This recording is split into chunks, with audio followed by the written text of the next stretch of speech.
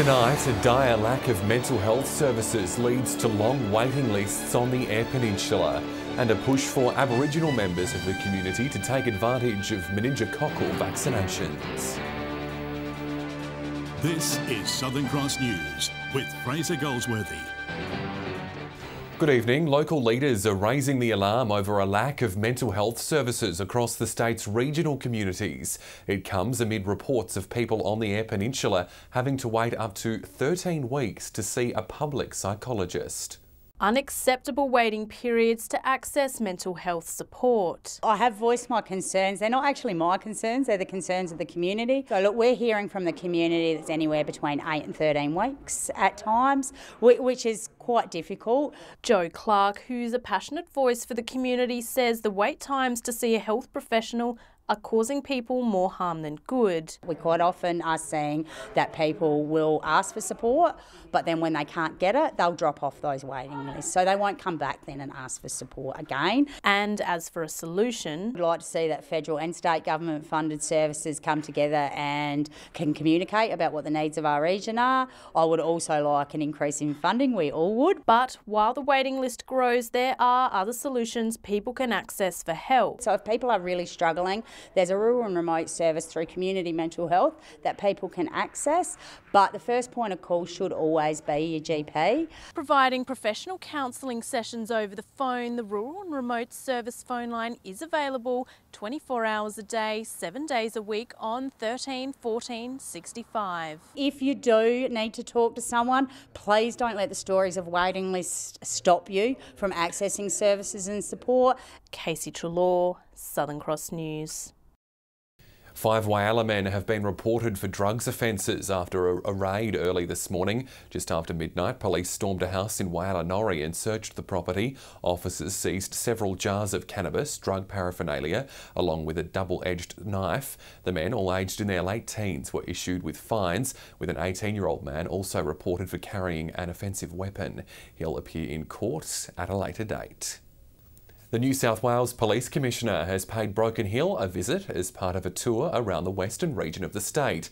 Mick Fuller met with local officers just weeks after an overhaul of policing districts was rolled out across the state. He might be the boss, but he's still a police officer on the beat at heart. It keeps me connected to what's happening in rural New South Wales, which I think is extremely important. Commissioner Fuller's undertaking a week-long tour in a bid to understand the problems facing rural and regional officers. You read a lot of information, but it doesn't often give you the context or the challenges that police face in more remote areas. Taking time to talk with young constables all the way to the superintendent, the Commissioner praised the hard work officers do in the outback. Police Area Command model has probably never serviced the bush properly, and I put in place a new district model. So for mine it was about then setting up hubs of service delivery and making sure that the people in the bush have the same resources as the people in the city do. Among other issues discussed today, one major talking point was a new police station for the Silver City. The current station on the main street is heritage listed, but our top cop says it doesn't fit its purpose. Now, we've been looking at a couple of blocks of land. It's something that I want to solve in the next 6 months in terms of allocating funding and having a plan for Broken Hill. I think it's important for the police and important for the community. And while he's a busy man, Commissioner Fuller says locals can expect a return visit. There's a very strong culture, a very positive culture, and one that's very much committed to the community. Patrick Roenke, Southern Cross News. A string of free meningococcal vaccination days for Aboriginal children is set to be held in Port Augusta. Health professionals are urging parents of children who haven't received the vaccine to protect them against the deadly disease. It's the threat that can kill in hours, and SA Health wants to stop meningococcal flat in its tracks. The health body is rolling out a concentrated vaccination program to help protect young Indigenous people from the disease. The Aboriginal kids are 10 times more likely to suffer from meningococcal. The free shots will be offered at Port Augusta's Pikawea Health Service over 4 days next week, and the CEO says it's important to get as many people immunised as possible. We've got some 1,200 people between 1 and 19 who are active patients for us. We wanted to get them inoculated. Swift action against the disease comes after outbreaks in the last 18 months in the north and west of the state. And as Port Augusta is a meeting point for many people from the northern APY lands, residents not yet vaccinated are leaving themselves exposed. For us, it's essential that we start the inoculations as quickly as possible. Doctors say the jab is a quick and easy solution to the potentially tragic consequences of an outbreak. Over 12 hours, you can go from feeling well to near death. The deadly nature of this disease stems from people misdiagnosing common symptoms like a headache, fever or vomiting as a much lesser illness. Experts say that if you experience any of these symptoms and you haven't been vaccinated, you should contact a medical professional immediately. What's important is we don't miss even just one case of meningococcal. One death in a child with meningococcal or an adult is an absolute tragedy. Garth Burley, Southern Cross News. After the break, an upgrade to Port Lincoln's wastewater system set to get underway. All the details next.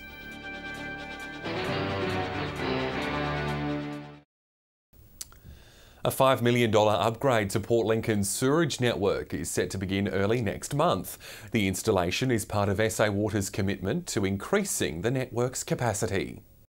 Temporary delays for long-term wastewater gains. At the beginning of next month, we'll start a new $5 million upgrade to Port Lincoln's sewerage network, where we'll install around 4 kilometres of new sewer mains. The new pipeline will be installed under major roads including Marina Drive, St Andrews Terrace and Wingard Terrace, all leading to the treatment plant at Billy Lights Point.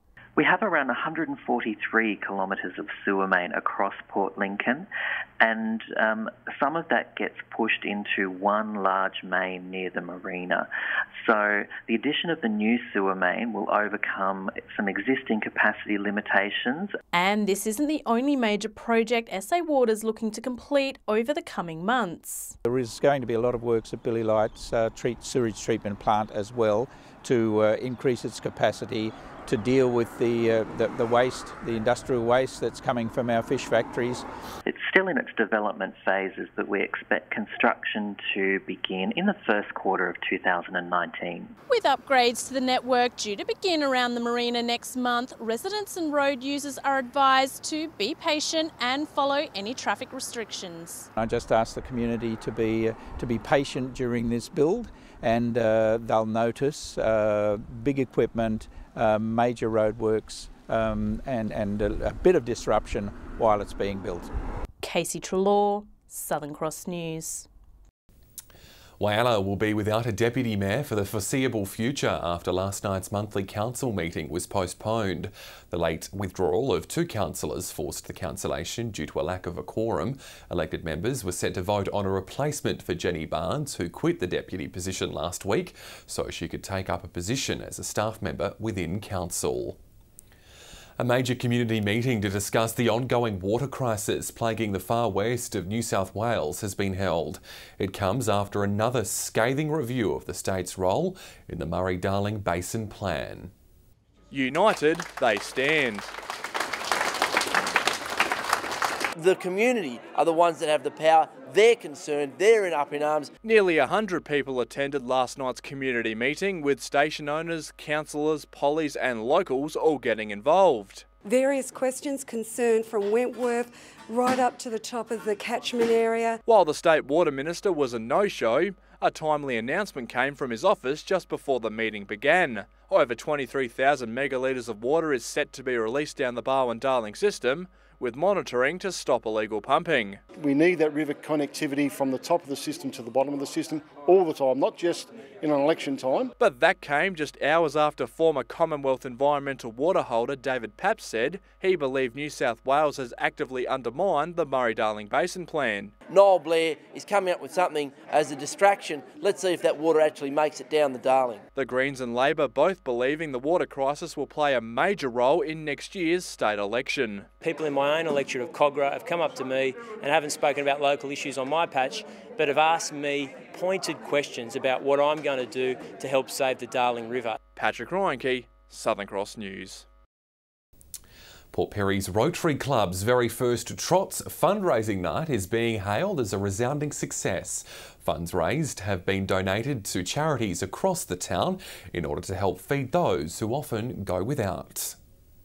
backing a winner to help the needy. Port Pirie Rotary Club holding a Trots Night at the weekend, raising money to help people put food on the table. At about $2,500. So it's a tremendous result. So that's going to go to these couple of important charities, the Food on Friday and Fred's Vans. The fundraising night playing an important role, with the charities extremely reliant on the community's generosity. It allows sort of the disadvantaged in our community to come along, get a meal, have a bit of social engagement. So we thought it was a great opportunity to raise some funds for them. Food on Fridays only began last year and is already making a difference in the community. Quite a few children that come, and it's just a wonderful night to share friendship and food with them. Fred's Van's been providing meals for 4 years, serving nearly 7,500 plates to the hungry over that time, with nearly 70 meals dished up every Sunday night. We have a budget, a weekly budget, but certainly this will help because we rely on donations. Both groups thanking the community for digging deep to help the less fortunate. It's just so welcomed, and Rotary have been a very good support of us. They have helped us fund a freezer for when at winter time we make soup and other food and keep it in the freezer. Rachel Nell, Southern Cross News. In the news ahead, an exhibition showcasing the works of some of the region's younger creatives. The details next. An exhibition hosted by Headspace has been opened at Port Augusta's Platform Gallery, showcasing works from young people throughout the region. The display is part of Youth Week, giving local artists the chance to unveil their works to the public. It's the Big White Room given a colourful makeover thanks to some of the region's youngest artists. We've had 45 entries, young people coming in, getting involved, showing off their artwork. It's been fantastic. And from the candid to the abstract, creators were encouraged to express themselves in any way, shape or form. We've got photographs, we've got sketches, we've got clay sculptures, we've got all sorts of bits and pieces.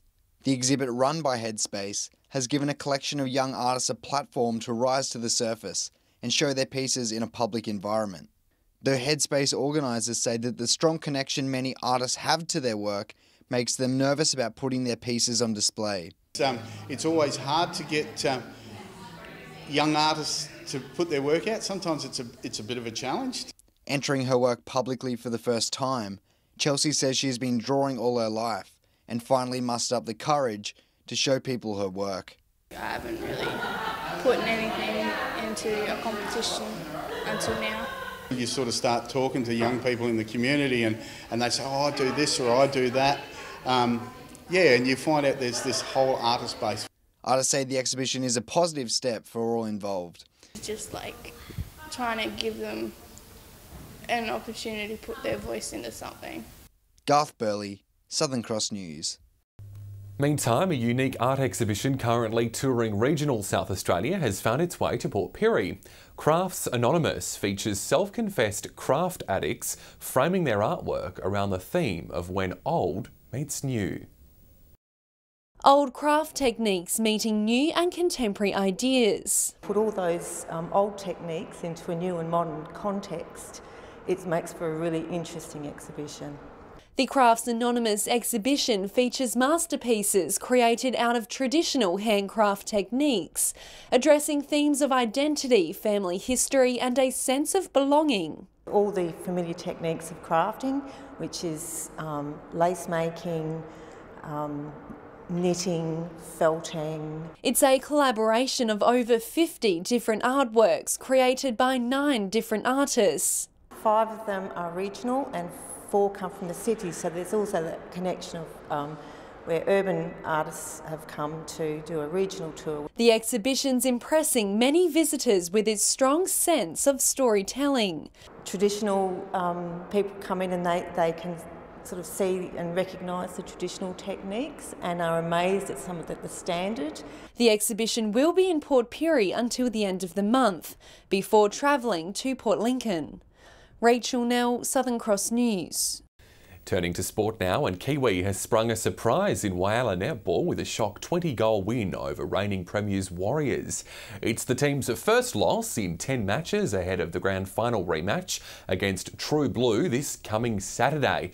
For more, John Hunt joins us. John, it was a shock. Yeah, it was, Fraser. Warriors were missing a few players through injury, so it was expected to be a close contest against a rising force. Kiwi are on the up this year and they showed why, dismantling the reigning premiers in a powerful performance. Kiwi started strong and its lead grew throughout the match, as a weakened Warriors side couldn't keep up. The result is a big one for Kiwi, which has beaten both last year's grand finalists in the first 2 matches this season. In the other match, True Blue had a comfortable 14-goal win over YCW to get its season back on track.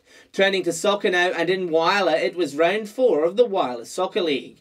Croatia have continued its good start to its title defence, with a 2-0 win over Steel on Saturday. Meanwhile, Wanderers and Lions played out a 3-3 draw on Sunday afternoon. Down 2-0 early in the second half, Wanderers fought back to be 3-2 up before a late penalty from Luis Coloratoro gave Lions a share of the points. While over in Port Pirie, Savoy started its season off with a 4-2 win over Angle Vale.